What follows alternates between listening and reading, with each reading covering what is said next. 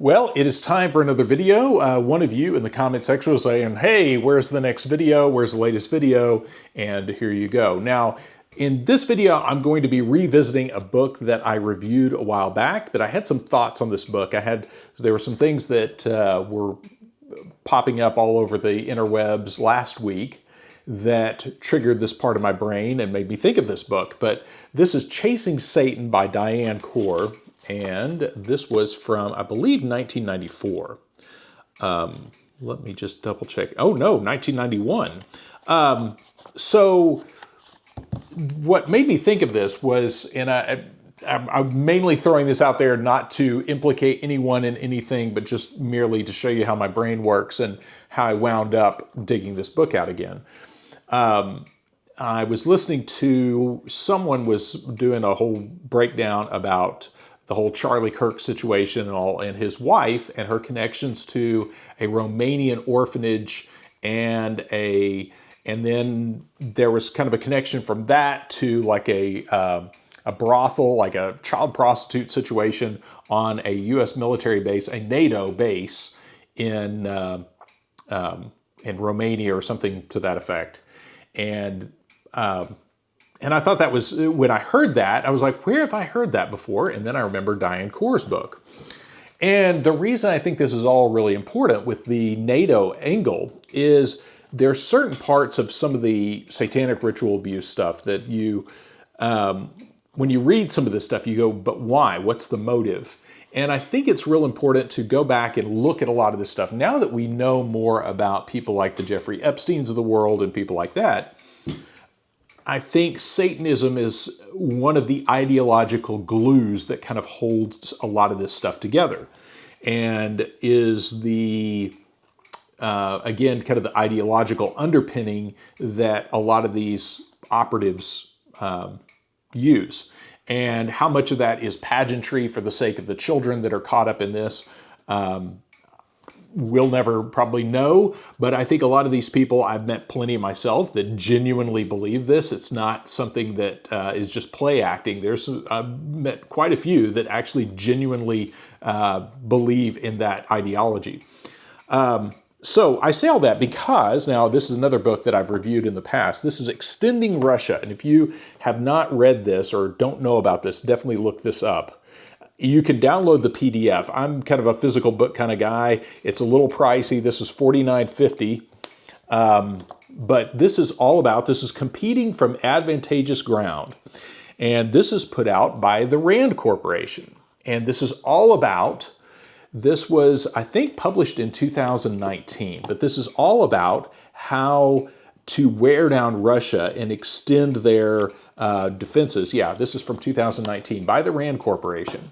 And it's all about how to use things like the Maidan coup. This, of course, is after the Maidan coup, but use that situation in Ukraine to wear down Russia and exhaust their ability to, basically wear them down through a proxy war.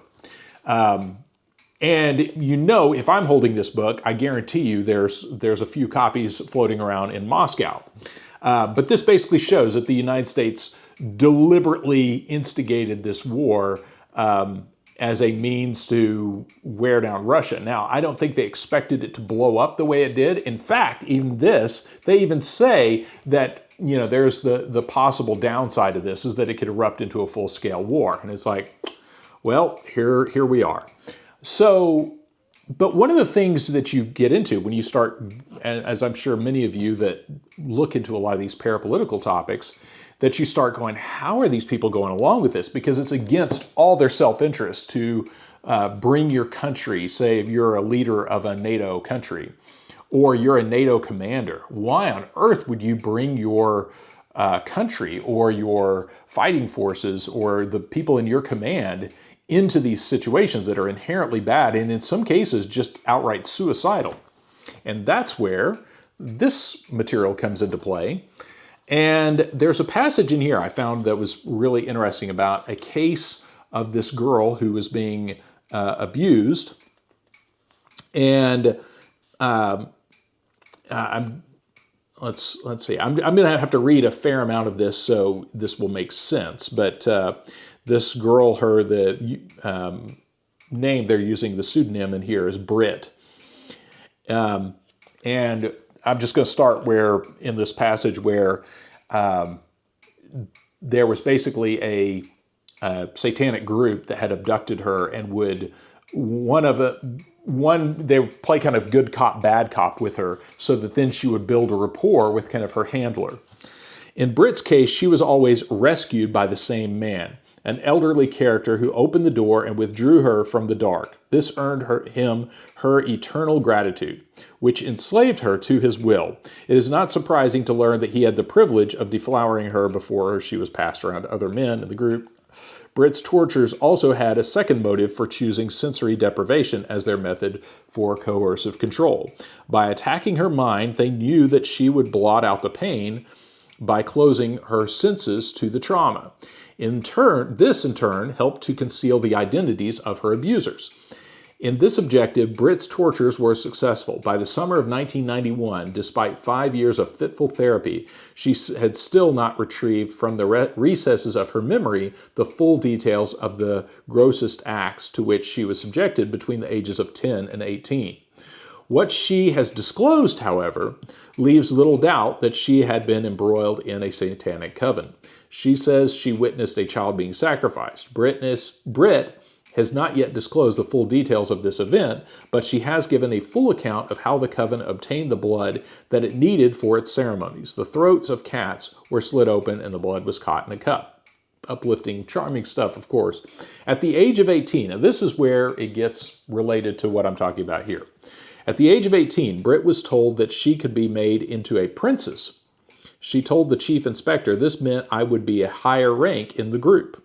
Whatever the implications of this development, and Britt has yet to disclose the full story, we know that it was sufficiently fearsome to induce her to run. She appealed to a psychologist for help, and that was how she found herself in room 3049. That's at the police station where Dianne Core gets involved.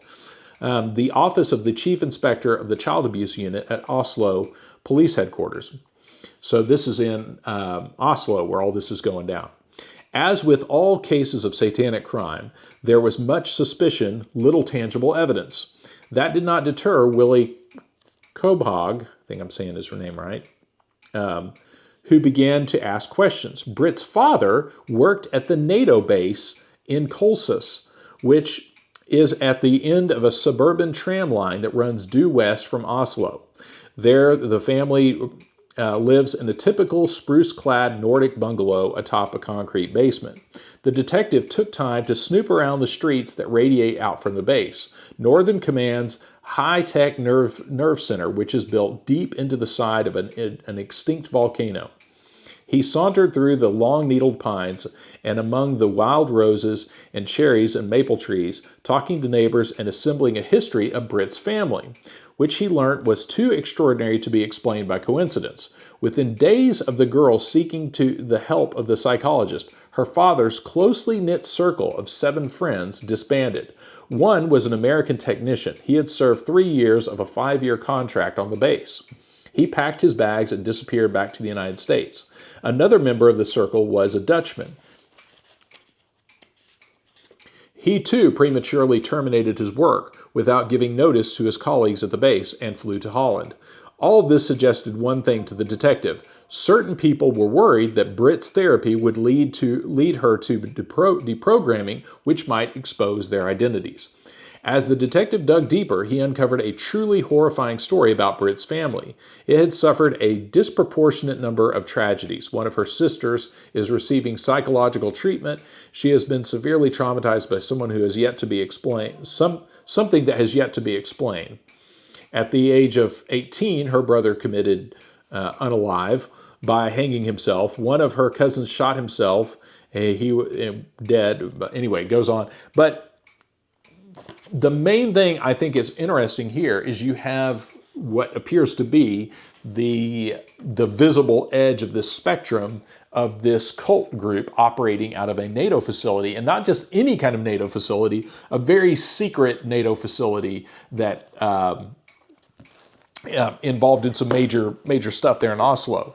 So why Do I find that important? I think that is all related to blackmail, that a lot of these children have to be groomed in some way so that they will perform properly as honeypots.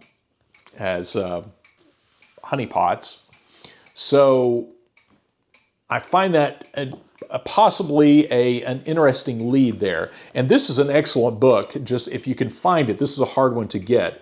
But if you can find it, this is an excellent book about a lot of abuse cases. Dianne is one of those people I would love to meet her and find out what all she's experienced personally, because she has some crazy stories to tell. And she has some very strong opinions about some of the other people in that research community.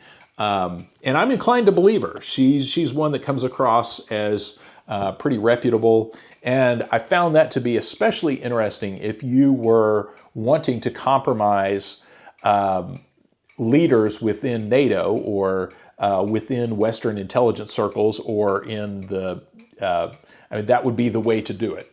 And that would be a good way to make sure that you have compliant people that, again, will do things that are not in their self-interest long term. And it's not so much that anything's going to happen to them directly. It may just be to people in their command. So I think that's real important to remember when we look at the situation in Ukraine and look at a lot of the decisions being made that are contrary to any kind of,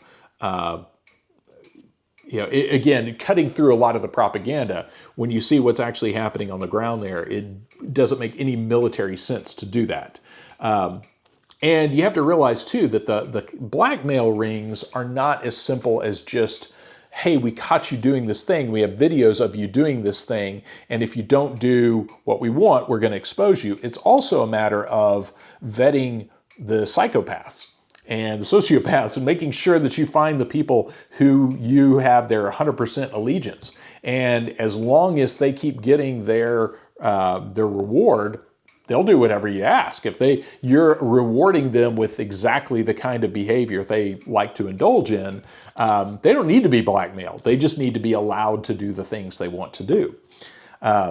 So real important to understand that, again, not as simple as just blackmailing. There are people who there are sadists out there who are more than happy to live those lifestyles. So yes, blackmail would work on them to a point, but it's more about being given these privileges. So anyway, I thought that was an interesting thing to revisit in light of some of the stuff surfacing about